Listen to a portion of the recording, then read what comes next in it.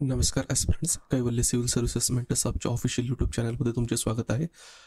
मागच्या व्हिडिओजमध्ये आपण डिस्कस केले आहेत की MPSC राज्यसेवा आणि UPSCसाठी जर स्ट्रॅटेजी असेल तर ती कशी असली पाहिजे. ही स्ट्रॅटेजीचं जे डिस्कशन आहे आपण व्हेरियस व्हिडिओज थ्रू हे डिस्कस केलेले आहेत. तर आज आपण भेटलो आहोत की हिस्ट्री ऑप्शनल सब्जेक्ट जर कॅन्डिडेटनं चूज केला असेल UPSCसाठी आणि MPSC राज्यसेवा मेन्सच्या नवीन पॅटर्ननुसार त्याचं स्ट्रॅटेजी कशी असली पाहिजे किंवा तो कसा प्रिपेअर केला गेला पाहिजे. तर तुम्हाला माहिती आहे की UPSC मेन्स असेल किंवा MPSC राज्यसेवा मेन्स नवीन पॅटर्न असेल तर त्यामध्ये कॅन्डिडेटला वन ऑप्शनल चूज करावा लागतो आणि तो ऑप्शनलचं जे वेटेज आहे ते 500 मार्क्स कॅरी होतात आणि ते 500 मार्क्समध्ये जर तुम्ही मॅक्सिमम स्कोर केला तर तुमचं जे फायनल सिलेक्शन असेल आणि डिझायर पोस्ट असेल ते मिळण्यामध्ये तुम्हाला काय होतं या ठिकाणी मदत होते. तर आज आपण जेव्हा हिस्ट्री ऑप्शनचं डिस्कशन करत आहोत तर त्या अगोदर मी माझं ब्रीफ जे इंट्रोडक्शन आहे ते देत आहे या ठिकाणी, जेणेकरून तुम्हाला लक्षात येईल की तुम्ही जेव्हा हिस्ट्री ऑप्शनल संदर्भात हा व्हिडिओ बघत आहात तर एका ऑथेंटिकेट पर्सनकडून तुम्ही हे म्हणजे लर्निंग करत आहात. आता माझं पहिल्यांदा मी नाव या ठिकाणी रिव्हील करतोय, भूषण. आता मी कैवल्य सिव्हिल सर्व्हिसेस मेंटर्स चं जे फाउंडर आहे, ॲज अ फाउंडर आहे. त्यानंतर जर माझं एज्युकेशनल बॅकग्राऊंड जर बघितलं, I am mechanical engineering graduate. त्याच्यानंतर सिव्हिल सर्व्हिसेसचा जर एक्सपिरियन्स बघितला तर UPSC सिव्हिल सर्व्हिसेस मेन्स मी 5 वेळेस दिलेले आहेत आणि प्रत्येक वेळेस माझा हिस्ट्री हा जो होता तो ऑप्शनल सब्जेक्ट होता आणि हिस्ट्रीमध्ये मी एकदा 290पेक्षा सुद्धा जास्त गुण जे आहे मार्क्स हे मिळवलेले आहेत. त्याच्यानंतर कन्सिस्टंटली प्रिलिम्समध्ये नेहमी माझा चांगला स्कोर राहिलेला आहे. जर फॉरेस्ट सर्व्हिसेस जर बघितलं तर फॉरेस्ट सर्व्हिसेस मी जी मेन्स एकदा दिलेली त्यामध्ये माझे ऑप्शनल होते ते ॲग्रिकल्चर इंजिनिअरिंग अँड फॉरेस्ट्री होतं. त्याच्यानंतर CAPFचे जे फिजिकल टेस्ट आहे त्यासाठी सुद्धा क्वालिफाय झालो होतो, पण त्याकडे मी ते काही दिली नव्हती. त्यानंतर MPSC राज्यसेवा जर बघितलं तर त्याचा 2 वेळेस इंटरव्ह्यू दिलेला आहे. आता सिव्हिल सर्व्हिसेस जर्नी जी आहे त्या संदर्भात जो एक्सपिरियन्स येतो. आता जर माझा वर्क एक्सपिरियन्स बघितला तर 2016 पासून मी स्टुडंट्सला UPSC संदर्भात गायडन्स देत आहेत. मग ते प्रिलिम्स असेल, हिस्ट्री ऑप्शनल असेल, एथिक्स सब्जेक्ट असेल, करंट अफेअर्स असेल किंवा UPSC GS मेन्सचे जे मॉडेल्स आहेत ते आहे.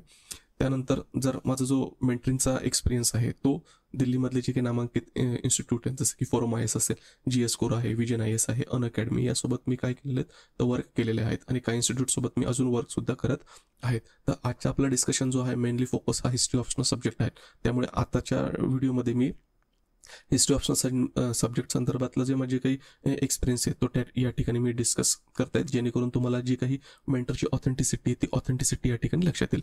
आता GS कोर आणि अनअकॅडमी यांच्यासोबत मी हिस्ट्री ऑप्शनलसाठी ॲक्टिव्हली असोसिएटेड आहे. आता GS कोरच्या संदर्भात जर बघितलं तर यांचे जे काही टेस्ट पेपर्स आहेत तर तुम्हाला लक्षात येईल की तुम्ही यांचे जर वेबसाईटवर गेलात तर जे काही टॉपर्स आहेत तर टॉपर्सच्या आन्सर शीट्स वगैरे जे आहेत त्या ठिकाणी त्यांनी अपलोड केलेले आहेत मागच्या वर्षांपासूनच्या. त्यामध्ये तुम्हाला लक्षात येईल की जे काही आपण स्टडी मटेरियल प्रोव्हाइड करत आहोत ते स्टडी मटेरियलचा उपयोग करून हे कॅन्डिडेट त्या ठिकाणी काय करतात, सिलेक्ट होत आहेत. त्यांना वेळोवेळी जे मार्गदर्शन केलं जातं त्या मार्गदर्शनामुळे ते काय होतात ते सिलेक्ट होतात. आता GS कोरमधले त्यांच्या ज्या मेन्स ऑप्शनलच्या ज्या टेस्ट सिरीज त्या टेस्ट सिरीज डिझाईन आणि कॅन्डिडेटला मेंटेन करण्यामध्ये जे काही ॲक्टिव्हली पार्टिसिपेशन मी या ठिकाणी केलेलं आहे. तर आता जर याचं काही एक्झाम्पल द्यायचं म्हटलं तर लक्षात येईल की 2021 पासून मी त्यांच्यासोबत असोसिएटेड आहेत. तर मग आता त्यांच्यामध्ये जे काही टेस्ट सिरीज डिझाईन आहेत तर त्याच्यामध्ये महत्त्वाचा रोल देखील प्ले करत आहेत. आता समजा अमेरिकन सिव्हिल वॉर वगैरे असेल तर त्याच्यावरचे क्वेश्चन व त्याच्यावर मॉडेल आन्सर जे असेल ते मॉडेल आन्सर्स त्यांना प्रोव्हाइड करणे, जेणेकरून स्टुडंट्स त्याचा अभ्यास करून त्या रिलेटेड क्वेश्चन्स आल्यावर ते व्यवस्थित लिहू शकतात. किंवा हे मॉडेल आन्सर रेफर केल्यानंतर सुद्धा त्यांची जी आन्सर रायटिंग आहे ही कशी असली पाहिजे हे त्यांना या ठिकाणी लक्षात येऊ शकते. त्याच्यानंतर मग जर पुन्हा बघितलं तर न्यू इम्पेरियलिझमवर आहे तर न्यू इम्पेरियलिझमवर क्वेश्चन विचारलेला आहे, मग त्याचा आन्सर काय असलं पाहिजे, त्याच्यामधले कीवर्ड्स वगैरे कसे असले पाहिजे या ठिकाणी ह्या मॉडेल आन्सर्स थ्रू काय केलेले आहेत तर दिलेले आहेत.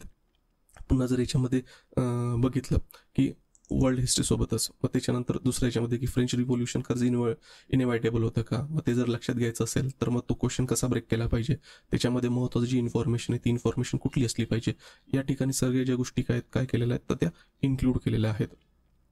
आता हे जर बघितलं हे 2021च्या संदर्भातले. आता 2022च्या संदर्भात जर बघितलं तर पुन्हा या ठिकाणी बरेचसे जे टेस्ट ते डिझाईन केलेले आहेत. आता मग समजा एन्शियंट इंडिया बघितलं, मग आता एन्शियंट इंडियामध्ये सोर्सेस हा महत्त्वाचा रोल प्ले करतात. मग जुनागर इन्स्क्रिप्शन असेल, पोस्ट मोरियन पिरियडमध्ये असेल, मग त्याच्यावर जर क्वेश्चन आला तर मग कुठल्या डायमेन्शन्स आहेत त्यामध्ये असले पाहिजे, कॅन्डिडेटने कसं जे उत्तर आहे ते लिहायला पाहिजे, जेणेकरून त्याला जे मॅक्सिमम मार्क्स आहेत ते मार्क्स हे कसे मिळतील. मग आता हा पुन्हा हिस्टोरिओग्राफी संदर्भातलं क्वेश्चन म्हणजे बाणभट्टाच्या हर्षचरित्राचं जे कंट्रीब्युशन आहे किंवा ह्युन सॉंगचं जे असेल त्याचं जे अकाउंट आहे तर हिस्ट्री कन्स्ट्रक्शनमध्ये म्हणजे आणि खास करून हर्षवर्धनाच्या ॲडमिनिस्ट्रेशनमध्ये ते कशी मदत करतात. तर या संदर्भातले जे काही क्वेश्चन्स असणार आहे ते डेव्हलपमेंट करणं आहे. त्यानंतर जर अजून तुम्ही बघितलं की ऑप्शनलच्या संदर्भामध्ये मग पुन्हा मॉडेल आन्सर्स त्यांना देणे, ती टेस्ट सिरीज डिझाईन करणे, हे मॉडर्नच्या कॉन्टेक्स्टनुसार. या ठिकाणी पुन्हा हिस्टोरियनचा जर वापर कुठले हिस्टोरियन्स कोट करायला हवे, कसे करायला हवे, जेणेकरून कॅन्डिडेटचे जे आन्सर आहे हे क्वालिटी आन्सर होईल आणि त्याला जास्तीत जास्त मार्क्स जे असणार आहे ते फेच होणार आहेत. हे जाणार आहे आता 2022. पुन्हा आता या ठिकाणी जर बघितलं तर 2023च्या कॉन्टेक्स्ट जो आहे 2023च्या कॉन्टेक्स्ट पुन्हा ऑप्शनल सब्जेक्ट. मग आता हे पुन्हा वर्ल्ड हिस्ट्रीच्या संदर्भात बोल्शेविक रिव्होल्युशन, मग कमेंट क्वेश्चन असल्यानंतर त्याला कसं ब्रेक करायला हवा, क्वालिटी आन्सर कसं लिहायला हवं, जेणेकरून जे स्टुडंट्स आहेत हे मॅक्सिमम मार्क्स या ठिकाणी स्कोर करू शकतात फायनल एक्झाममध्ये. हा झाला 2023. आता 2024चं पण आहे. तर हे एवढ्या टेस्ट जे आहेत तर डिझाईन केलेले आहेत. आता याच्यामध्ये 2024साठी पण यूज होतील आणि काही त्याच्यामधले 2025साठी पण यूज होतील. आता या सगळ्या गोष्टी डिस्कस करण्यामागचा हेतू एकच होता की ज्यावेळेस कॅन्डिडेटला आपण गायडन्स प्रोव्हाइड करतो तर त्यांना सुद्धा ट्रस्ट बिल्ड झाला पाहिजे की ते ज्या व्यक्तीकडून लर्निंग घेत आहेत किंवा मेंटरशिप घेत आहेत तर त्यांचा जो एक्सपिरियन्स आहे तो एक्सपिरियन्स त्या फील्डमध्ये आहे. आता हे जे काही तुम्हाला मी दाखवलं की स्टुडंट्ससाठी जे गायडन्स मटेरियल प्रोव्हाइड केले आहेत किंवा त्यांना ॲक्टिव्हली त्यांच्या कॉपीज थ्रू दाखवलेलं आहे की काय त्या ठिकाणी वर्कआउट होतं किंवा काय वर्कआउट नाही होत, या सगळ्याचा जो एक्सपिरियन्स माझा गेन झाला आहे तो ते या ठिकाणी तुम्हाला फायदेमंद या ठिकाणी होऊ शकतो. आता आपण डिस्कस करूया की हिस्ट्री ऑप्शनल सब्जेक्ट संदर्भात. तर मग आता हिस्ट्री ऑप्शनल जर बघितलं तर मग याचे फायदे काय, की हिस्ट्री ऑप्शनल सब्जेक्ट हा का निवडायला हवा किंवा तुम्ही निवडला असेल तर त्याच्या मागचे फायदे कसे होऊ शकतात. एक म्हणजे जर तुम्हाला हिस्ट्री माहीत असेल की there is a continuous linkage between past and present, म्हणजे जे काही प्रेझेंट आहे त्याचे लिंकेजेस कशासोबत आहे तर पास्ट सोबत आहे. मग तुम्हाला जर हिस्ट्री बॅकग्राऊंड माहीत असेल तर तुम्हाला बऱ्याचशा जे काही आताच्या ज्या घडामोडी आहेत त्या घडामोडी समजण्यामध्ये त्याचा काय होऊ शकतो, एक चांगला वर्ल्ड व्ह्यू मिळू शकतो आणि त्या गोष्टी तुम्हाला अंडरस्टँड होऊ शकतात. जर त्याचा ऑब्जेक्टिव्हली त्याला अनालाइज करण्याचा प्रयत्न केला तर ऑब्व्हियसली हिस्ट्रीवर जे प्रिलिम्स आहेत त्या प्रिलिम्समध्ये क्वेश्चन विचारले जातात. जर तुमचा हिस्ट्री ऑप्शनल सब्जेक्ट असेल तर तुम्हाला प्रिलिम्ससाठी हिस्ट्रीजला वेगळा काही वेळ देण्याची गरज पडत नाही. तसंच जर आपण मेन्समध्ये आलो तर GS1 मध्ये हिस्ट्रीचं जे कंट्रीब्युशन आहे मग आर्ट अँड कल्चर आहे, ancient, medieval, modern, post independence आणि वर्ल्ड हिस्ट्री आणि इंडियन सोसायटीचं जे इव्होल्युशन आहे हा कॉन्टेक्स्ट जर बघितला तर तुमचा मेन्सचा GS1 पेपरमध्ये इन्क्लूड होतो. तो सिलेबस कव्हर करण्यासाठी तुम्हाला वेगळा स्टडी जो तर करावं लागत नाही.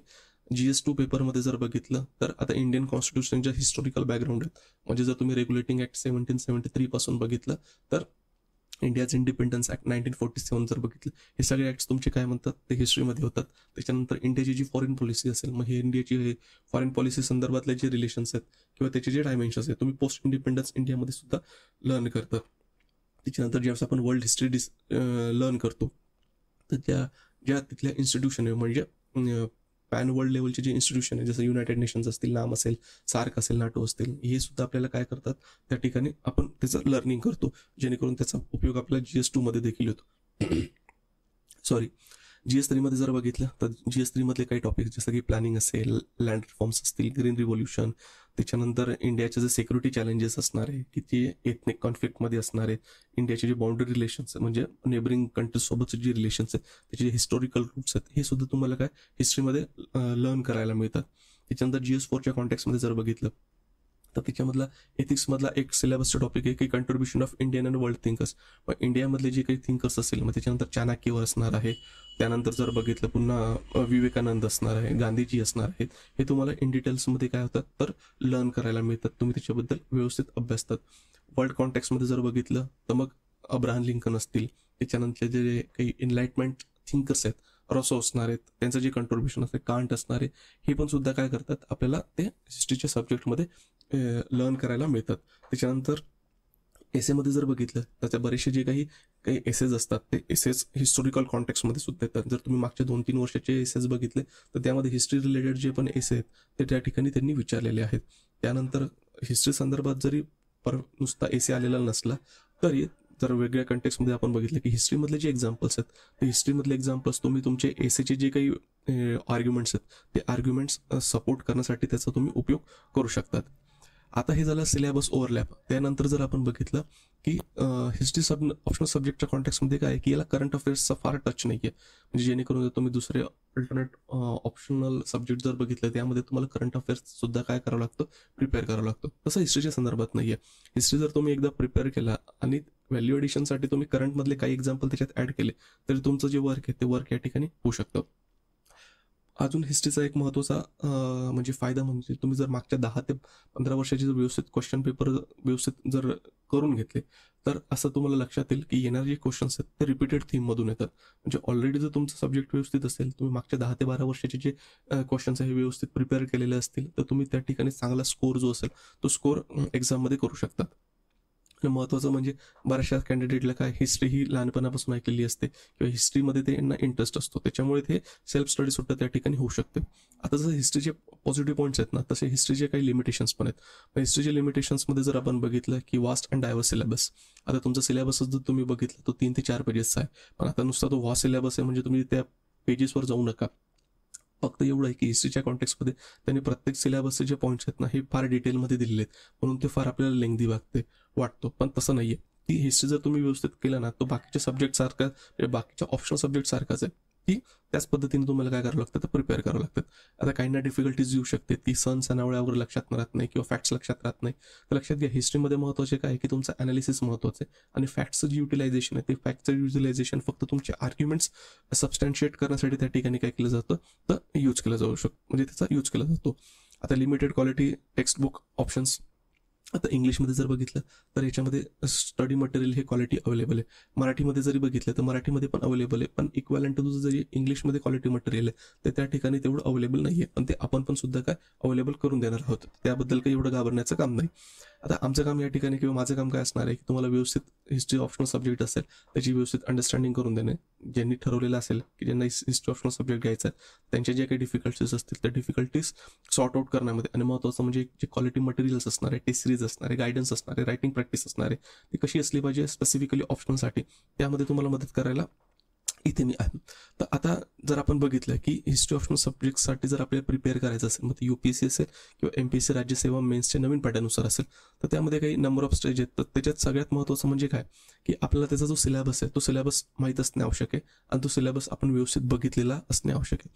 आता जर तुम्ही राज्यसेवेचा बघितला किंवा UPSCचा बघितला तर यांचा सिलेबस जो आहे तो syllabus one and the same आहे, याच्यामध्ये काहीच चेंजेस नाही आहे. जसं जर आपण पेपर 1मध्ये बघितलं तर पेपर 1मध्ये त्यांनी नियर अबाउट एक 24 टॉपिक्स दिलेले आहेत आणि ह्या 24 टॉपिक्समध्ये जर बघितलं तर 1 ते 12 नंबरचे जे टॉपिक्स आहेत हे 1 ते 12 नंबरचे टॉपिक्स एन्शियंट इंडियामध्ये काउंट होतात. मग याच्यामध्ये पहिला जर टॉपिक बघितला तर सोर्सेसच्या संदर्भात आहे, मग आर्किओलॉजिकल सोर्सेस असणार आहे, त्याच्यानंतर लिटररी सोर्सेस असणार आहेत, त्याच्यानंतर काही आपण म्हणू शकतो इन्स्क्रिप्शन असणार आहे, न्यूमिस्मॅटिक्स असणार आहे, त्याच्यानंतर जे फॉरेन अकाउंट आहेत ते फॉरेन अकाउंट वगैरे कुठले होते, प्री हिस्ट्री आणि proto history, Indus valley civilisation, megalithic culture, Aryan and वैदिक period of Mahajanapadas, Mauryan empire, post Mauryan period, त्याच्यानंतर पुन्हा बघितलं early stage and society in eastern India, Deccan and south India. म्हणजे आता पोस्ट मौर्यन पिरियडचा जो भाग आहे फक्त हा 8 नंबरचा पॉईंट आहे हा नॉर्थ इंडियाशी डिस्कस करत आहेत पोस्ट मौर्यन पिरियडमध्ये, आणि 9 नंबरचा जो पार्ट आहे हा पोस्ट मौर्यन पिरियडचा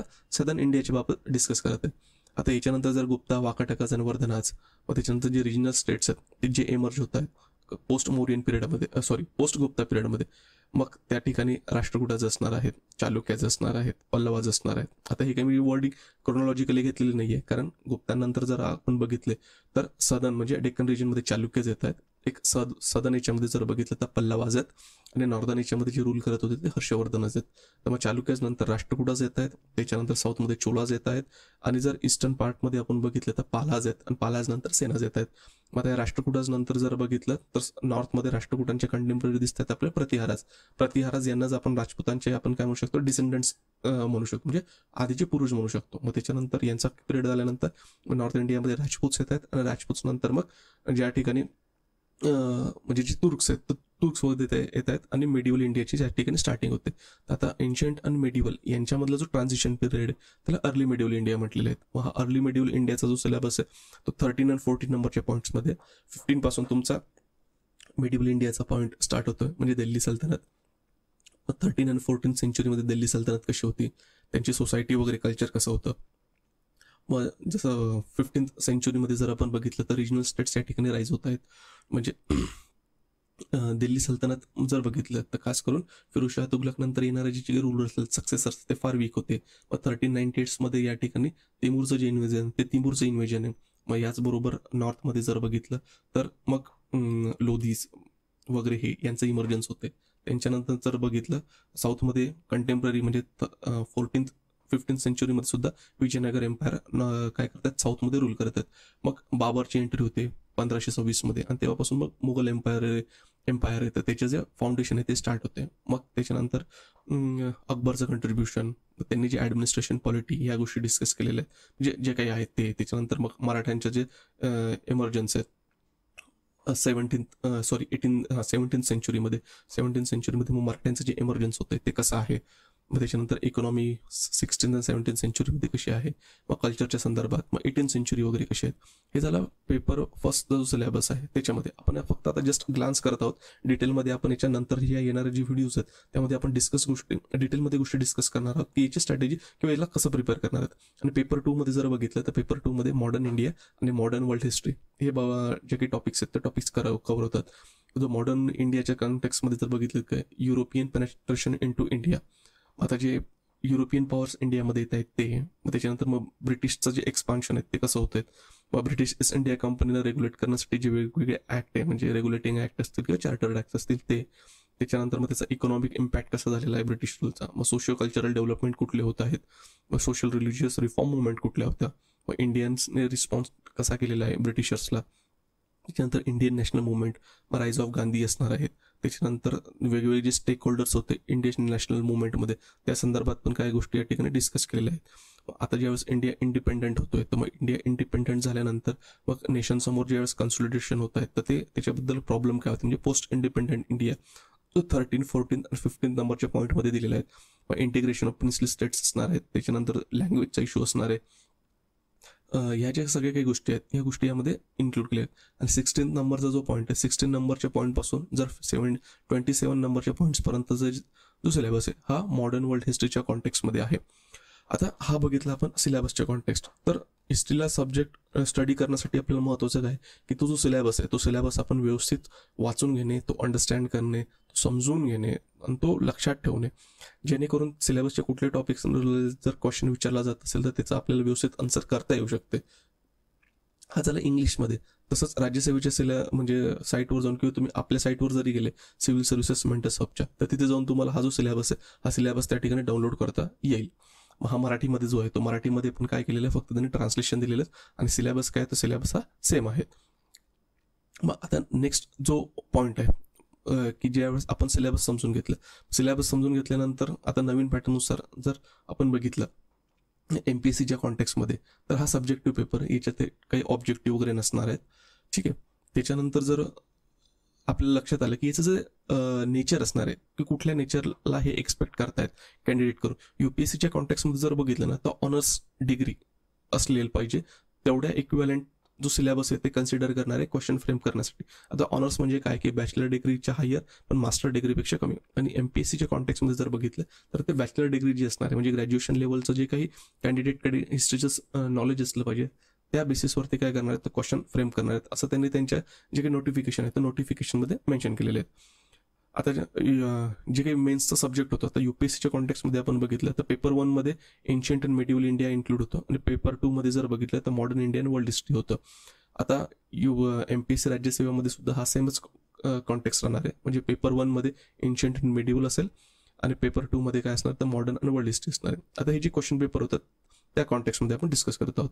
आता क्वेश्चन पेपर जर MPSCचे बघितले तर आपल्याकडे काही हिस्ट्री ऑप्शनचे जे काही पेपर आहेत ते MPSCचे नाही आहेत. 2011 अगोदर MPSC सब्जेक्टिव्ह पॅटर्नमध्ये जी एक्झाम कंडक्ट करत होती त्याचे आपल्याकडे काही क्वेश्चन पेपर अवेलेबल आहेत पण तेच पॅटर्न फॉलो करतील का ते आपल्याला माहीत नाही. आता MPSCने तो जो सिलेबस आहे हा UPSC कडून काय केलेला आहे घेतलेला आहे. तर कदाचित त्यांचं जे काही पेपर पॅटर्न असणार आहे तो पण त्या पद्धतीचा असू शकतो, किंवा ते एक्झाम कंडक्ट करण्याच्या अगोदर ते सुद्धा त्या ठिकाणी डिक्लेअर करतील की क्वेश्चन पेपरचा जो काही नेचर असणार आहे किंवा स्ट्रक्चर असणार ते कसं असणार आहे. पण आताच्या कॉन्टेक्स्टमध्ये आपण UPSCचं प्रिव्हियस इयर क्वेश्चन पेपर आहे ते आपण बघून घेऊया. जसं 2021 मध्ये त्यांचा क्वेश्चन पेपर मी या ठिकाणी घेतलेला आहे. आता या ठिकाणी 2 सेक्शन असतात, सेक्शन ए आणि सेक्शन बी. सेक्शन ए मध्ये एन्शियंट इंडिया रिलेटेड क्वेश्चन विचारले जातात आणि सेक्शन बी मध्ये काय केलं जातं तर मेडिवल इंडिया रिलेटेड क्वेश्चन विचारले जातात. आता सेक्शन ए आणि सेक्शन बी मिळून 8 क्वेश्चन्स असतात, म्हणजे 4 क्वेश्चन सेक्शन ए मध्ये, 4 क्वेश्चन सेक्शन बी मध्ये, आणि प्रत्येक क्वेश्चनचं जे वेटेज आहे ते 50 मार्क आहे. आता कॅन्डिडेटला UPSCच्या कॉन्टेक्स्टमध्ये जर बघितलं तर क्वेश्चन फर्स्ट आणि क्वेश्चन 5 हे कंपल्सरी असतात. त्याच्यानंतर मिनिमम एक जो क्वेश्चन आहे उरलेला 1 आणि 5 क्वेश्चन व्यतिरिक्त तो सेक्शन ए आणि सेक्शन बी मधून निवडावा लागतो, आणि उरलेला जो एक सेक्शन असणार आहे म्हणजे 50 मार्काचा जो एक क्वेश्चन आहे, मग आयदर कॅन्डिडेट सेक्शन ए मधून निवडू शकतो किंवा सेक्शन बी मधून निवडू शकतो. म्हणजे असे मिळून क्वेश्चन 1 आणि क्वेश्चन 5 50 म्हणजे झाले 100. त्याच्यानंतर प्रत्येक सेक्शन मधून तुम्हाला एक क्वेश्चन निवडायचा आहे, हे झाले अजून 100 म्हणजे 200, आणि उरले जो 50 मार्क असणार आहे त्याचा जो क्वेश्चन आहे एक तर तुम्ही सेक्शन ए मधून निवडू शकतात किंवा सेक्शन बी मधून निवडू शकतात. मग हे झाले 250 मार्क. आता UPSCच्या कॉन्टेक्स्टमध्ये जर बघितलं तर सेक्शन ए जो असतो, सेक्शन ए मधला पहिला जो क्वेश्चन आहे पेपर 1चा तो त्यांनी साईट्स विचारले असतात, म्हणजे 20 साईट्स त्यांनी दिलेले असतात आणि त्याचे जे काही आहे जेनेरिक नेम दिलेले असतात, आणि हे जेनेरिक नेम देऊन त्या मॅपवर प्लॉट केलेले असतात, आणि कॅन्डिडेटला ती जी साईट आहे ती साईट ओळखायची असते, आणि त्या साईटच्या संदर्भात 30 शब्दामधली जी इन्फॉर्मेशन आहे ती इन्फॉर्मेशन लिहायची असते. आणि हा पार्ट फार स्कोरिंग आहे. याच्यावर जर तुम्ही व्यवस्थित वर्कआउट केलं ना तर 50 पैकी तुम्ही 40-45 पर्यंत सहज जाऊ शकतात. त्याच्यानंतर उरले जे क्वेश्चन्स असतात मग 2, 3, 4, मग याच्यामध्ये एक क्वेश्चन 20 म्हणजे प्रत्येक क्वेश्चनमध्ये सब क्वेश्चन्स असतात ABC, दुसऱ्या क्वेश्चनमध्ये, तिसऱ्यामध्ये ABC, मग 20 मार्कचा एक क्वेश्चन आणि 15-15 मार्काचे 2 असे याच्यामध्ये विचारले जातात. आणि कॅन्डिडेटला एक क्वेश्चन ॲट अ टाइम विचारला जातो, म्हणजे सिलेक्ट करावा लागतो, म्हणजे असं होत नाही की क्वेश्चन 2 मधला आपल्याला हे 2 क्वेश्चन येतात आणि क्वेश्चन 3 मधला हा येतोय तर हे 2 आपण याच्यात लिहू आणि याच्यातला एक लिहू, असं होत नाही. तुम्हाला कुठलाही होल जो क्वेश्चन असणार म्हणजे क्वेश्चन 2, 3, 4 याच्यामधला कुठलाही 2 जे असेल किंवा 1 असेल ते तुम्हाला निवडावं लागतं. तसं जर आपण सेक्शन बी मध्ये गेलो तर सेक्शन बी मधला हा जो 5 नंबरचा क्वेश्चन असतो, 5 नंबरचा क्वेश्चन असतो, हा कंपल्सरी असतो. मग याच्यामध्ये 10 मार्काचे जे काही क्वेश्चन्स आहेत ते क्वेश्चन्स विचारले जातात आणि कॅन्डिडेटला प्रत्येकी काय करावं लागतं, त्याला आन्सर करावं लागतं, आणि प्रत्येक क्वेश्चन 10 मार्काचा असलेले 50 मार्काचा या ठिकाणी क्वेश्चन होतो. मग उरलेले 6, 7, 8 यांचं स्ट्रक्चर सेम असतं. 15-15-20, 15-15-20, 15-15-20 म्हणजे हे मार्क्स संदर्भात हे चेंज पण होऊ शकतात.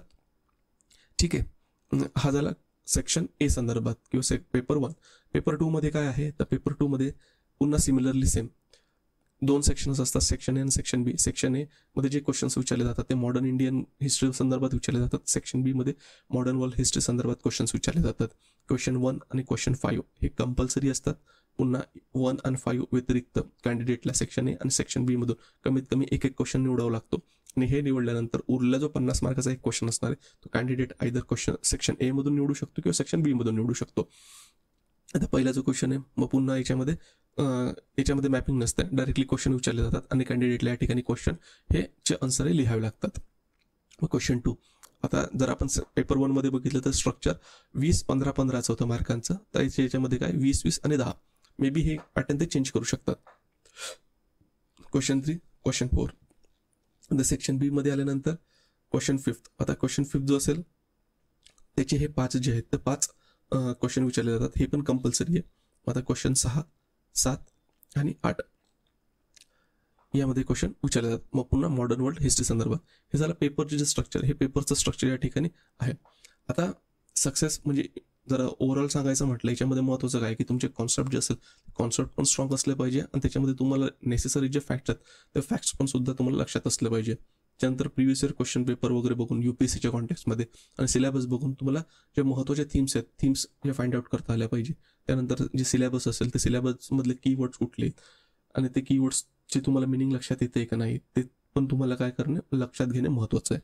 मग आता प्रिव्हियस इयर क्वेश्चन पेपर जर बघितले तर MPSCच्या कॉन्टेक्स्टमध्ये तर प्रिव्हियस इयर क्वेश्चन पेपर नाही आहेत इन द सेन्स म्हणजे नवीन पॅटर्ननुसार नाही आहेत, ओल्ड पॅटर्ननुसार अवेलेबल आहे. ते आपण तुम्हाला अवेलेबल करून देणार आहोत आपल्या वेबसाईटवर थोड्याच दिवसांमध्ये.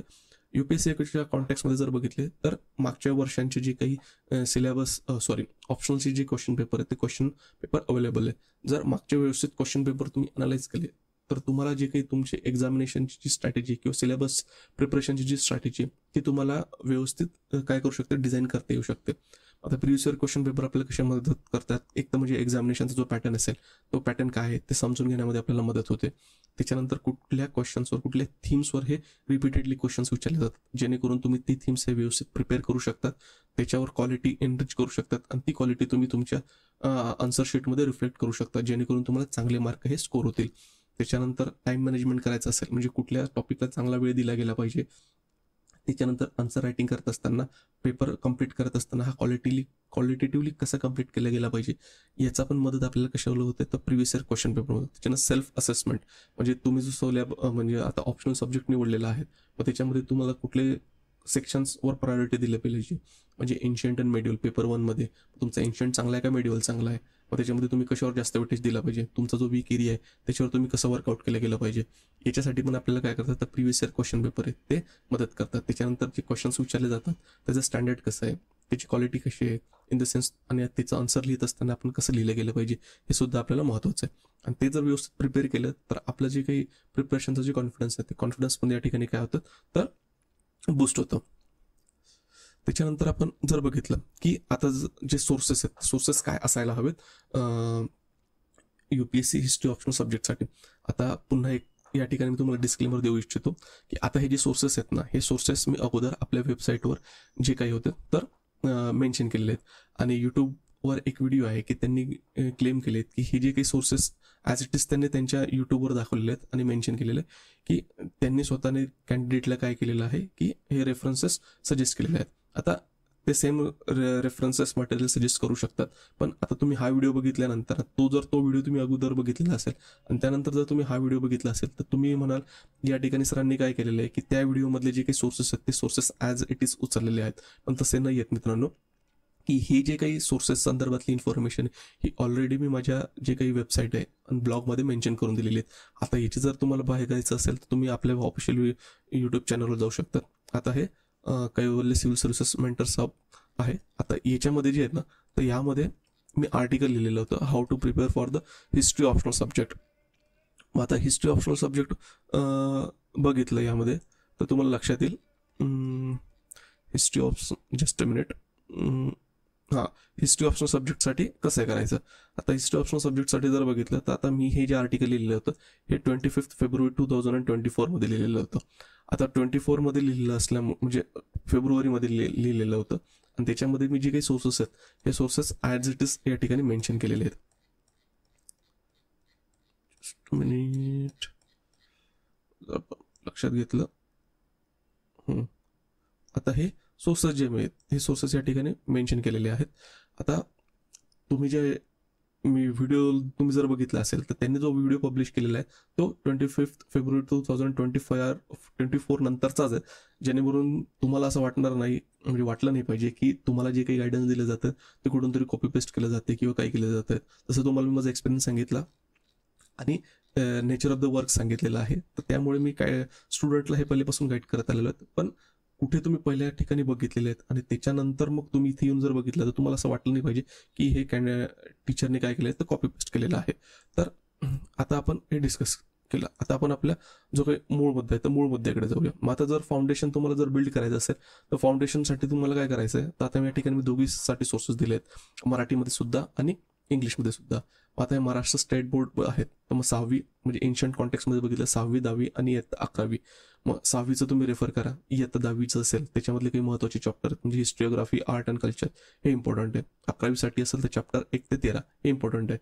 NCERTमध्ये जर बघितले NCERTची ते आता क्लास 6 आणि क्लास 12ची जी theme in Indian history part 1 हे इम्पॉर्टंट आहे. मिडिवल इंडियासाठी जर बघितलं तर स्टेट बोर्डच्या कॉन्टेक्समध्ये इयत्ता 7वीचं आहे, इतिहासचा पार्ट तुम्हाला रेफर करायचा आहे. इयत्ता 11वीमध्ये जे असेल तर 14 ते 16 नंबरचे चॅप्टर्स आहेत ते मिडिवल हिस्ट्री संदर्भात आहेत. त्याच्यानंतर NCERTच्या कॉन्टेक्समध्ये बघितलं तर 7th स्टँडर्डचं जे बुक आहे अवर पास्ट, त्याच्यानंतर क्लास 12ची जी NCERT themes in Indian history part 2 हे पण इम्पॉर्टंट आहे. मॉडर्न इंडियासाठी जर बघितलं तर स्टेट बोर्डच्या कॉन्टेक्समध्ये इयत्ता 8वीचा जे इतिहास असेल तो पार्ट, इयत्ता 9वी आणि इयत्ता 12वीमध्ये चॅप्टर 1 ते 8 आणि चॅप्टर 11 आणि 12 आणि NCERTच्या कॉन्टेक्स्टमध्ये जर बघितलं तर क्लास 8th अवर पास्ट आणि त्याच्यानंतर क्लास 12th म्हणजे थिम्स इन इंडियन हिस्ट्री. आता मॉडर्न वर्ल्ड हिस्ट्रीच्या कॉन्टेक्स्टमध्ये जर बघितलं तर इयत्ता 12वीमध्ये स्टेट बोर्डच्या कॉन्टेक्स्टमध्ये चॅप्टर्स 9 आणि 10. आणि जर आपण NCERTच्या कॉन्टेक्स्टमध्ये बघितलं तर क्लास 9thची जी NCERT आहे त्याच्यामध्ये चॅप्टर 1 ते 4 आणि क्लास 10thची जी काही NCERT आहे त्याच्यामध्ये चॅप्टर 1 ते 4 जे असेल ते इम्पॉर्टंट आहेत. आता लक्षात घ्या 11thची जी NCERT त्याच्यामध्ये पण वर्ल्ड हिस्ट्रीचे पार्ट दिलेला आहे, पण तो तुम्ही नाही रीड केला तरी चालेल NCERTच्या कॉन्टेक्स्टमध्ये, कारण की ती बल्की होऊन जाईल आणि त्याचं फार रिलेव्हन्स तुम्हाला एक्झाममध्ये नाही आहे. आता त्याच्यानंतर जर तुम्हाला रेफरन्स बुक बघायचे असतील तर रेफरन्स बुकचे पण मी जी लिस्ट आहे ती लिस्ट आपल्या ब्लॉगवर पण दिलेली आहे आणि इथे मी तुम्हाला मेन्शन पण करून दिलेली आहे. तर एन्शंट इंडियाच्या कॉन्टेक्स्टमध्ये जर बघितलं मराठी मीडियममधून तर R.S. शर्मा यांचं जे पुस्तक आहे जे ओल्ड NCERT होतं ना, आता बुकच्या फॉर्ममध्ये ते यांनी पब्लिश केलेलं आहे, तर ते सुद्धा अवेलेबल आहे. त्याचं मराठी ट्रान्सलेशन YCOMUच्या बुकलेट्स. आता BAचं जे आहे 3rd इयर हिस्ट्री 280 या नंबरचं जे बुकलेट तुम्ही रेफर केलं तर एन्शंट इंडियाचा जो सिलेबस आहे तो या ठिकाणी तुम्हाला कव्हर होण्यास मदत होते. इंग्लिश मिडियमच्या बाबतीत जर बघितलं तर R.S. शर्मांचं जे पुस्तक आहे ओल्ड NCERT ते जर तुम्ही व्यवस्थित रीड केलं तर स्टोरी फॉर्ममध्ये तुम्हाला हिस्ट्री लक्षामध्ये येते, पण तुम्हाला ऑप्शनल लेवलचे सब्जेक्ट जर प्रिपेअर करायचं असेल त्यासाठी वन अँड ओनली सोर्स जे आहे तर उपेंद्र सिंग यांचं जे पुस्तक आहे history of ancient and early medieval India from stone age to the 12th century by Upinder Singh. आणि मॅपिंगसाठी जर तुम्ही एन्सेम्बलचे हिस्ट्री थ्रू मॅप्स असेल हे तुम्ही रेफर करू शकता. त्यानंतर मिडिवल इंडियाच्या कॉन्टेक्स्टमध्ये जर बघितलं तर मध्ययुगीन भारत बाय सतीश चंद्र. आता सतीश चंद्रांची ओल्ड NCERT ती जर तुम्ही एकदा रीड केली तर तुम्हाला पुन्हा जी मिडिवल इंडिया आहे तो मिडिवल इंडिया समजण्यात मदत होतो. पण ऑप्शनलसाठी तुम्हाला काय आहे त्यांचं जे काही डिटेल बुक्स आहेत म्हणजे मध्ययुगीन भारत खंड 1 दिल्ली सुलतानशाही दिल्लीची सुलतानशाही हा पार्ट आणि त्याच्यानंतर मध्ययुगीन भारत म्हणजे मुघल साम्राज्य खंड 2 हे 2 जे खंड आहेत हे फार इम्पॉर्टंट आहेत. त्याच्यानंतर यासोबतच तुम्ही YCOMUचं जे बुकलेट आहे BAचं 3rd हिस्ट्रीचं 281 याचं नंबरिंग आहे हे पण तुम्ही काय करू शकता तर रेफर करू शकतात मिडिवल इंडियासाठी. त्याच्यानंतर पुन्हा इकडे या इंग्लिशमध्ये जर प्रिपेअर करायचं असेल तर पुन्हा सेम सतीश चंद्रांचं जे बुकलेट्स आहेत 1st आणि 2nd व्हॉल्यूम हे इम्पॉर्टंट ठरतात. आणि JL मेहता आहेत यांचं पण पुस्तक आहेत, पण त्याच्यामधले जे फक्त आय थिंक 3rd म्हणजे जे काही बुकलेट आहेत तर त्याच्यामध्ये सोर्सेस दिलेले आहेत, तो सोर्सेसचा पार्ट तेवढं चॅप्टर जे आहे पहिले 2-1 चॅप्टर तेवढेच इम्पॉर्टंट आहेत. त्याच्यानंतर मॉडर्न इंडियाच्या कॉन्टेक्स्टमध्ये बघितलं तर मराठीमध्ये जर प्रिपेअर करायचं असेल तर बिपिन चंद्रांचं पुस्तक आहे जे ओल्ड NCERT आहे आणि बिपिन चंद्रांचं जे आहे इंडिया स्ट्रगल फॉर इंडिपेंडन्स ते सुद्धा आहे. हे दोघी त्या ठिकाणी इम्पॉर्टंट ठरतात. त्याच्यानंतर जर इंडिया स्ट्रगल फॉर इंडिपेंडन्स जर बघितलं हे काही ऑप्शनसाठी लिहिलेलं नाही आणि यामध्ये 1857 अगोदरचे जे काही डेव्हलपमेंट्स आहेत या फार डिटेल्समध्ये नाही दिलेले आहेत. ते जर तुम्हाला व्यवस्थित करायचं असेल तर महत्त्वाचं काय आहे तुम्ही या ठिकाणी जे काही ग्रोवर अँड ग्रोवर यांचं बुक आहे जे मराठीमध्ये सुद्धा अवेलेबल आहे तर ते तुम्ही त्या ठिकाणी रेफर करू शकतात. किंवा आधुनिक महाराष्ट्राचा इतिहास SS गाठाळ आणि खास करून हे महाराष्ट्राच्या हिस्ट्रीच्या कॉन्टेक्स्टमध्ये तुम्ही रेफर करू शकतात. आणि YCOMUच्या बुकलेट जर बघितल्या तर BAचा 2nd इयर हिस्ट्री 220 नंबरची आणि त्याच्यानंतर हिस्ट्री ऑफ महाराष्ट्र तुम्हाला रेफर करायचं असेल तर 310 ही आहे. आता इंग्लिशमध्ये जर बघितलं तर मॉडर्न इंडिया बाय बिपिन चंद्र हे तर बुक्स आहेत, पण जर आपण स्पेक्ट्रमचं बुक बघितलं राजीव अहिर यांचं, आता याच्यामधले जे काही नोट्स आहेत ना या बिपिन चंद्रांचं जे काही पुस्तक आहे त्याच्यामधल्या नोट्स घेतलेले आहेत, त्याच्यामुळे तुम्ही हे रीड करत असताना बिपिन चंद्रांचं पुस्तक नाही रीड केलं तरी चालते. डायरेक्टली काय करा राजीव अहिर यांचं स्पेक्ट्रम आहे ते रीड करा. ते झाल्यानंतर महत्त्वाचं काय आहे फ्रॉम प्लासी टू पार्टिशन आणि आफ्टर दॅट म्हणजे शेखर बंदोपाध्याय यांचं जे पुस्तक आहे हे ऑप्शनसाठी मस्ट आहे. एकदा तुम्ही हिस्ट्री व्यवस्थित केल्यानंतर की त्याच्यावरचे जे थॉट्स आहेत एक ॲनालिटिकल आस्पेक्ट्स आहेत हे व्यवस्थित तुम्हाला कुठून लक्षात येतात तर प्लासी टू पार्टिशनमधून. त्याच्यानंतर India struggle for independence by Bipan Chandra अगोदर मी तुम्हाला सांगितलं ही NCERT आहे आणि याच्यामध्ये जर बघितलं तर हे यांनी डिटेलमध्ये बुक लिहिलेलं आहे, तर तुम्ही याला रेफर न करता डायरेक्टली स्पेक्ट्रमला जरी रीड केलं तरी चालू शकतं. ही जी ओल्ड NCERT बिपिन चंद्रांची ती रीड करून हे रीड करा. आणि त्याच्यानंतर पोस्ट इंडिपेंडन्स इंडियासाठी जर बघितलं तर India since independence by Bipan Chandra याच्यामधले काही चॅप्टर्स आहेत हे सिलेक्टिव्ह चॅप्टर्स तुम्हाला रीड करायचे आहेत. आता मॉडर्न वर्ल्ड हिस्ट्री, आता मॉडर्न वर्ल्ड हिस्ट्रीमध्ये जर बघितलं तर आपल्याला जे काही सोर्सेस अवेलेबल आहे त्यामध्ये जैन अँड माथुर यांचं मराठी ट्रान्सलेशन आणि YCOMUचं जे बुकलेट आहे BA 2nd इयर हिस्ट्री 221 हे एक आहे. आणि इंग्लिशमध्ये जर आपण बघितलं तर हिस्ट्री ऑफ मॉडर्न वर्ल्ड आणि आउटलाईन बाय रंजन चक्रवर्ती हे एक पुस्तक, आणि दुसरं म्हणजे mastering modern world by Norman लॉय. नॉर्मन लॉय यांचे हे जे 2 व्यवस्थित पुस्तक केलं ना, तर त्याच्यामध्ये तुमचं जे हिस्ट्रीचं जे काही मॉडर्न वर्ल्ड हिस्ट्री आहे तो व्यवस्थित तुमचा कव्हर होतो. आता त्याच्यानंतर अर्जुन देव यांची ओल्ड NCERT आहे, त्याच्यामधलं जे काही कॉलोनियलिझम आणि डिकॉलोनियलिझम त्याच्यातलं जे चॅप्टर आहे ते इम्पॉर्टंट चॅप्टर तुम्ही त्याच्यामधून रीड करू शकतात. ओके. त्याच्यानंतर मुखर्जीच म्हणून आहेत, तर त्यांचे 3 व्हॉल्यूम्स आहेत, ते 3 व्हॉल्यूम पण तुम्ही इंग्लिशमध्ये रेफर करू शकतात. पण महत्त्वाचं काय की तुमचे सोर्सेस आहेत, हे सोर्सेस सिलेक्टेड ठेवा. आता हे झाले तुमचं सोर्सेसच्या संदर्भात. आता सोर्सेसच्या संदर्भामध्ये नंतर जर आपण बघितलं की तुम्हाला फक्त एक लर्निंग बियॉन्ड द बुक्स जर बघायचं असेल, म्हणजे भारत एक खोज ही जी काही आपण म्हणू शकतो सिरीज आहे, ही सिरीज जर तुम्ही बघितली ना, ॲटलिस्ट तुम्हाला जे टाईमलाईन्स आहेत टाईमलाईन्स लक्षात येतात. आणि त्या टाईमलाईन्स लक्षात आल्यानंतर म्हणजे ज्यावेळेस तुम्ही प्रिपरेशन करतात तर प्रिपरेशन तुमचं व्यवस्थित होतं. खास करून हे भारत एक खोज तुम्हाला ऑडिओ व्हिज्युअल अपीरियन्स पण देते आणि टाईमलाईन अंडरस्टँड करण्यामध्ये मदत करते. आता एकदा तुम्ही तुमच्याकडे बुक लिस्ट आली, मग ते बेसिक बुक्स असेल, रेफरन्स बुक असेल, तुम्ही जे काही यूट्यूबवरचे काही व्हिडिओज आहेत ते बघितलेले आहेत, तुमच्या डोक्यामधली जी टाईमलाईन्स आहेत ती वगैरे क्लिअर झालेली आहेत, तुमच्याकडे UPSCचे प्रिव्हियस इयर क्वेश्चन पेपर आहेत, त्याच्यानंतर सिलेबस आहेत. आता यानंतर महत्त्वाचा जो टप्पा ठरतो तो म्हणजे एक तुमचा जो स्टडी प्लॅन आहे तो स्टडी प्लॅन व्यवस्थित कव्हर करायला हवा. आता ऑप्शनल सब्जेक्ट जर बघितला तर लक्षात घ्या, ऑप्शनल सब्जेक्ट कव्हर करायला किंवा कुठले सब्जेक्ट कव्हर करायला फार वेळ लागतो. आता हिस्ट्री ऑप्शनलमध्ये तुमचं एन्शियंट पण कव्हर करायचं आहे, मेडिवल करायचं आहे, मॉडर्न करायचं आहे, मॉडर्न वर्ल्ड हिस्ट्री करायचं आहे, आणि त्याच्यानंतर एक मॅपिंगचा पोर्शन येतो.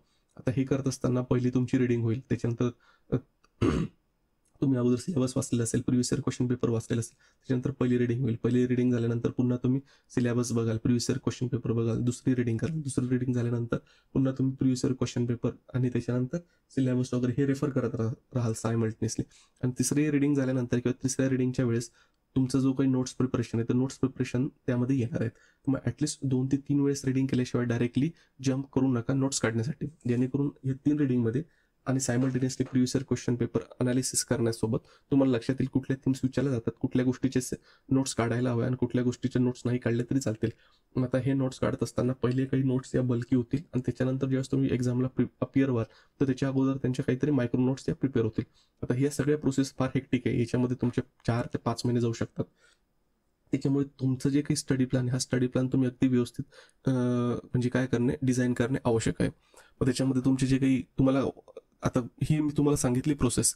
आता ह्या प्रोसेसमध्ये महत्त्वाचं काय, तुमचं वीक, मंथ, त्याच्यानंतर बाय मंथली किंवा ट्राय मंथली याचं जे काही असेल प्लॅन, हे प्लॅन कसं असलं पाहिजे. त्याच्यानंतर तुमचं डेली शेड्यूल असणार आहे, कारण तुमचं ऑप्शनसोबत तुम्हाला GST पेपर पण काय करायचे आहेत तर प्रिपेअर करायचे आहेत. मग ते कसे करायला हवेत, त्याच्यासाठी जे टाईम मॅनेजमेंट आहे ते महत्त्वाचं आहे. त्याच्यानंतर तुमचं जे काही कॉन्सेप्ट आहेत ते कॉन्सेप्ट स्ट्रॉंग असलं पाहिजे, कारण ऑप्शनलवर लक्षात घ्या क्वेश्चन ज्यावेळेस तुम्हाला विचारले जातील तुमचं कॉन्सेप्ट फार इम्पॉर्टंट ठरतात आणि त्याच्यासोबत फॅक्ट्स हे काय करतात त्याला सपोर्टिव्ह रोल प्ले करतात.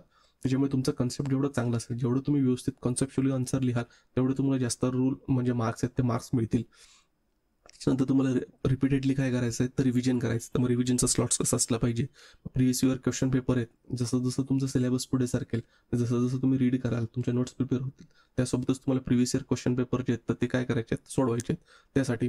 त्यानंतर हिस्ट्रीमध्ये काय आहे, पुन्हा जर हिस्ट्रीमध्ये नवीन नवीन काही डेव्हलपमेंट्स होत असतील, आता फॉर एक्झाम्पल नाटोला आत्ताच मागच्या वर्षी किंवा यावर्षी 75 वर्ष कंप्लीट झालेले आहेत. मग जर वर्ल्ड हिस्ट्रीमध्ये जर नाटोवर क्वेश्चन विचारला गेला आणि तुम्ही जर करंट अफेअर्सचे काही लिंकेजेस त्या ठिकाणी दिले, ऑब्व्हियसली तुम्हाला जे काही मार्क्स आहेत मार्क्स जास्त मिळतील.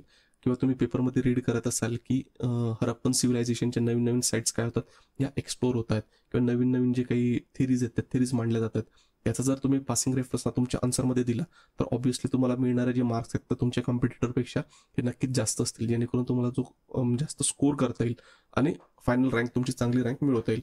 त्याच्यानंतर वेळोवेळी तुम्हाला काय करायचं आहे की स्वतःला टेस्ट करायचं आहे की तुम्ही कसं आन्सर लिहित आहात, किंवा तुमचं प्रिलियम्सच्या कॉन्टेक्समध्ये जर बघितलं तर तुमचे ऑब्जेक्टिव्हिटी तुम्हाला लक्षात राहत आहे का नाही राहत आहेत. आणि एवढं सगळं करत असताना तुमचा जो स्टडी प्लॅन असणार आहे तो हा फ्लेक्झिबल पण असला पाहिजे. म्हणजे काही वेळेस तुम्हाला अभ्यास करावासा वाटेल, काही वेळेस तुम्हाला एखाद्या वेळेस अभ्यास नाही करावासा वाटणार, पण मग तुमचा जो वेळ गेलेला असणार आहे अभ्यास न करावासा वाटण्यामध्ये तो नंतर तुम्ही कसा कॉम्पेन्सेट केला पाहिजे, हे सुद्धा सगळ्या गोष्टी म्हणजे काय ह्या फक्त मी तुम्हाला एक फीडिंग पॉईंट्स देतोय. ते फीडिंग पॉईंट्स तुमच्या जो काही स्टडी प्लॅन आहे हा स्टडी प्लॅनमध्ये डिझाईन करत असताना ह्या गोष्टी इन्क्लूड केल्या गेलेल्या असल्या पाहिजे. आता हे करत असताना ज्यावेळेस तुम्ही नोट्स वगैरे प्रिपेअर कराल तर लक्षात घ्या, तुम्ही नोट्ससाठी वेगवेगळ्या टेक्निक्स यूज करू शकतात. फ्लॅश कार्ड्स असतील, त्याच्यानंतर काही स्कीमॅटिक्स ड्रॉ करणार असेल किंवा काही डायग्राम ड्रॉ करणार असेल, त्याच्यावर काही पॉईंट्स लिहिणार असणार आहेत. तर ह्या गोष्टी तुम्हाला रिवाईज करण्यासाठी आणि लक्षात ठेवण्यासाठी सुद्धा मदत होईल. पण लक्षात घ्या, ज्यावेळेस तुम्ही नोट मेकिंग करणार आहात तर नोट मेकिंग किंवा नोट्स काढणे हे कधी करणार आहात, ज्यावेळेस तुम्हाला सिलेबस व्यवस्थित लक्षात आहे. प्रिव्हियस इयर क्वेश्चन पेपर तुमची 10 ते 12 वेळेस, म्हणजे मागच्या 10 ते 12 वर्षाचे क्वेश्चन पेपर हे तुम्ही थरो केलेले आहेत. तुम्हाला लक्षात येते इम्पॉर्टंट थिम्स कुठल्या आहे, काय आहेत. त्याच्यानंतर जर सपोज एखाद्या टॉपिकवर क्वेश्चन विचारला गेला तर त्याच्यामध्ये कुठले डायमेन्शन तुमच्या आन्सरमध्ये असले पाहिजे, हे ज्यावेळेस तुम्हाला लक्षात येईल त्याच्यानंतर तुमच्या मिनिमम 2 ते 3 रीडिंग झालेले असतील. त्यानंतर तुम्ही नोट्स काढा. या नोट्स काढल्यानंतर म्हणजे तुमचं काय, त्या परफेक्ट नोट्स राहतील आणि त्या परफेक्ट नोट्समध्ये काय राहील, तुम्ही ते प्रत्येक वेळेस रिवाईज कराल आणि ते रिवाईज केलेलं कंटेंट असेल ते कंटेंट तुमचं कन्सोलिडेट होईल. जेणेकरून जे कन्सोलिडेट झालेलं मटेरियल असणार किंवा तुमचा आत्मसात झालेला अभ्यास असणार, ज्यावेळेस तुम्ही उत्तर लिहाल तर ते उत्तराची जी काही आपण म्हणू शकतो ऑथेंटिसिटी किंवा त्याची जी क्वालिटी, ती क्वालिटी त्यावेळेस ती एनहान्स होईल. म्हणून ह्या गोष्टी लक्षात घ्या. त्याच्यामुळे आपण नोट्स मेकिंग किंवा रिज्युअल टेक्निक्स आहेत हे आपण डिटेलमध्ये डिस्कस करणार आहोत येणाऱ्या व्हिडिओजमध्ये. त्याच्यानंतर महत्त्वाचं काय, mastering of art answer writing. कारण तुम्ही सगळं व्यवस्थित सिलेबस व्यवस्थित केलेलं आहे, तुमचं सगळं लक्षात आहे. त्याच्यानंतर कुठल्या थीम्स विचारल्या जातात, कुठल्या थीम्स विचारल्या जात नाही, हे सगळं लक्षात आहे. तुम्हाला व्यवस्थित आन्सरच लिहिता नाही आलं पाहिजे. आलं तर तुम्ही काय कराल, तिथे तुम्हाला मार्क्स मिळणार नाही. त्याच्यामुळे महत्त्वाचं काय आहे की ते लक्षात घेणे. कारण हिस्ट्रीचे क्वेश्चन ज्यावेळेस विचारले जातात तर येत्या व्हिडिओजमध्ये बघू आपण की कसे कसे क्वेश्चन्स विचारले जातात. म्हणजे त्यासाठी तुम्हाला हिस्टोरिओग्राफी लक्षात असणे आवश्यक आहे किंवा मॉडर्न कॉन्टेक्स्टमध्ये काही स्टेटमेंट दिले जातात, त्या स्टेटमेंटचं तुमचं जे काही पार्श्वभूमी ते पार्श्वभूमी लक्षात असणे आवश्यक आहे. सॉरी, जरी ते स्टेटमेंट कोणी म्हटलं हे तुम्हाला लक्षात नसेल, पण ॲटलिस्ट तुम्हाला त्या क्वेश्चनचा जर टोन कळला तर तुमच्या आन्सरचा टोन हा कसा असला पाहिजे हे कशावर डिपेंड राहील, तुमचं understanding of the subject and understanding of the historiography. त्याच्यामुळे तुमचं जे आन्सर रायटिंग हे आन्सर रायटिंग पण इम्पॉर्टंट ठरतं. आता आजचा जो व्हिडिओ आहे त्या आजच्या व्हिडिओमध्ये आपण फक्त काय बघितलेलं आहे की जेणेकरून तुम्हाला हिस्ट्री ऑफ सब्जेक्ट हा जर प्रिपेअर करायचा असेल ना, तर त्यासाठी एक तर त्याचे फायदे काय किंवा काही स्टुडंट्सला त्याच्यामध्ये लिमिटेशन्स काय येतात, हे करत असताना महत्त्वाचं जे काही जनरल आपण म्हणू शकतो इन्स्ट्रक्शन्स, ते कुठलं फॉलो केले गेले पाहिजे. मग त्याच्यामध्ये सगळ्यात महत्त्वाचं म्हणजे तुम्हाला सिलेबस व्यवस्थित माहीत असणं आवश्यक आहे. त्याच्यातले प्रत्येक जे वर्ड आहे, टर्मिनॉलॉजीज आहे, त्याची अंडरस्टँडिंग तुम्हाला असणे आवश्यक आहे. जेणेकरून त्या टॉपिकवर क्वेश्चन विचारला तर तुमचं जे आन्सर आहे हे व्यवस्थित लिहिलं गेलं पाहिजे. त्यानंतर पेपरचं जे स्ट्रक्चर आहे ते पेपरचं स्ट्रक्चर अंडरस्टँड करणे. ॲज ऑफ नाऊ MPSCने तसं काही डिक्लेअर केलेलं नाही, पण आपण UPSCचा आधार घेऊन तिथला जो क्वेश्चन पेपरचं जे स्ट्रक्चर आहे ते अंडरस्टँड करून घेण्याचा प्रयत्न केलेला आहे. आणि त्याच्यामध्ये महत्त्वाचं काय की कॉन्सेप्च्युअल अंडरस्टँडिंग आणि इम्पॉर्टंट जे फॅक्ट्स आहेत ते फॅक्ट्स लक्षात असणे आवश्यक आहेत. आता हे लक्षात घेतल्यानंतर मग सुरुवात नेमकी कुठून करावी, सुरुवात नेमकी कुठून करत असताना सगळ्यात महत्त्वाचं सिलेबस आणि प्रिव्हियस इयर क्वेश्चन पेपर. आता MPSCचे प्रिव्हियस इयर क्वेश्चन पेपर 2011च्या अगोदरचे अवेलेबल आहे, पण मागच्या 10 ते 12 वर्षाच्या कॉन्टेक्स्टमध्ये जर बघितलं तर UPSCचे अवेलेबल आहे. आता MPSCने सिलेबस UPSC कडूनच घेतलेला आहे, पण ऑब्व्हियसली आपण पण UPSC कडेच बघायला हवं आणि UPSCचे जे प्रिव्हियस इयर क्वेश्चन पेपर ते घ्यायला हवेत. मग ते व्यवस्थित त्याचं अनालिसिस. त्याच्यानंतर मग जे काही बेसिक बुक्स आहेत हे बेसिक बुक्स कुठले असले पाहिजे त्याचा रेफरन्स मी या ठिकाणी दिलेला आहे. आता हे रेफरन्स बुक्स झाल्यानंतर मग जे काही स्टँडर्ड बुक्स आपण म्हणतो, हे स्टँडर्ड बुक्स जे असतील हे स्टँडर्ड बुक्स या ठिकाणी आपण मेन्शन करून दिलेले आहेत. जेणेकरून तुम्ही स्टडी करत असाल तर स्टडी करत असताना मग मराठीत करत असाल किंवा इंग्लिशमध्ये करत असाल तर त्याचे जे सोर्सेस आहेत हे सोर्सेस तुम्हाला मेन्शन करून दिलेले आहेत. मग फक्त भारत एक खोज किंवा यूट्यूब तुम्हाला कशासाठी मदत करू शकते, टाईमलाईन वगैरे लक्षात ठेवण्यासाठी, पण ॲक्च्युली तुम्हाला जी एक्झाम आहे आपली ती रिटर्न मोडमध्ये, म्हणून तुम्ही जे व्यवस्थित क्वालिटी मटेरियल वाचाल तेच तुम्ही रिप्रोड्यूस करणार आहात. त्याच्यामुळे रिडिंग इज मोस्ट इम्पॉर्टंट. त्याच्यानंतर हे सगळं झाल्यानंतर तुमचं स्टडी प्लॅन आहे. मग स्टडी प्लॅनमध्ये महत्त्वाच्या कुठल्या गोष्टी ह्या लक्षात असल्या पाहिजे हे तुम्हाला महत्त्वाचं आहे की तुम्हाला हे लक्षात ठेवणं गरजेचं आहे. त्याच्यानंतर नोट्स कधी प्रिपेअर करायच्या किंवा रिव्हिजन कशी करायची त्या संदर्भात आपण डिटेलमध्ये नंतर डिस्कस करणार आहोत. त्याच्यानंतर मग आन्सर रायटिंग. मग महत्त्वाचं काय आहे की जी आन्सर रायटिंग असेल ते परफेक्ट किंवा तुम्ही त्याच्यामध्ये मास्टर्स असले पाहिजे. मग ह्या सगळ्या प्रोसेस झाल्यानंतर तुमचं काय असणार आहे, तुम्ही ज्यावेळेस परीक्षेला जाल आणि व्यवस्थित उत्तर लिहाल आणि ते एक्झामिनरला अपील होतील त्यावेळेसच तो तुम्हाला काय करणार आहे, तर मार्क्स हा तो तुम्हाला अलोकेट करणार आहे आणि त्याच मार्कांवर तुमचं काय आहे तर फायनल सिलेक्शन डिपेंडेंट राहणार आहे. आता आजचा जो आपला व्हिडिओ होता तो हिस्ट्री ऑफ संजय कॉन्टेक्स्टमध्ये असं समजा एक इंट्रोडक्टरी व्हिडिओ होतात. तर येणाऱ्या व्हिडिओजमध्ये आपण आता ज्या ज्या स्टेप्स आपण बघितलेल्या आहेत त्या स्टेप्सला आपण अजून खोलात जाऊन बघणार आहोत, जेणेकरून तुम्हाला हिस्ट्री सब्जेक्ट जो असेल तो समजण्यात मदत होईल. आणि आपण कॅन्डिडेटसाठी सुद्धा काय हिस्ट्री ऑप्शनल सब्जेक्टचे मेंटरशिप बॅच, त्याचबरोबर हिस्ट्री ऑप्शनल सब्जेक्टसाठी टीचिंगची जी बॅच, हे दोन्ही बॅचेस काय करत आहोत, स्टार्ट करत आहोत. तर ह्या टीचिंगच्या बॅचमध्ये पुन्हा तुम्हाला study material, mentorship, test series या सगळ्या गोष्टी काय केल्या जातील तर प्रोव्हाइड केल्या जातील. हे प्रोव्हाइड तुम्हाला बोथ मराठी आणि इंग्लिश या दोघांमध्ये होणार आहेत. त्याच्यामुळे आता तुम्ही स्टे कनेक्टेड राहा. येणाऱ्या व्हिडिओजमध्ये आपण अजून ह्या ज्या स्ट्रॅटेजीज आहेत त्या डिटेलमध्ये बघू आणि त्याच्यानंतरचा जो मेंटरशिप प्लॅन आहे आणि त्याच्यानंतर जो कोचिंगचा क्लासचा जो प्लॅन आहे तो पुढे येणाऱ्या व्हिडिओजमध्ये रिव्हील करेल. आय थिंक आजचा जे व्हिडिओ असेल ते तुम्हाला हेल्पफुल झालेला असेल. हे जर तुम्हाला हेल्पफुल झालेलं असेल तर तुम्ही आपल्या यूट्यूब चॅनलच्या कमेंट बॉक्समध्ये तुमचे जे काही फीडबॅक आहे तो फीडबॅक देऊ शकतात. हा व्हिडिओ तुमचा जास्तीत जास्त मित्रांपर्यंत पोहोचवा आणि त्यानंतर तुम्ही आपल्या व्हिडिओजला किंवा यूट्यूब चॅनलला सबस्क्राईब केलं नसेल तर सबस्क्राईब करा. थँक्यू.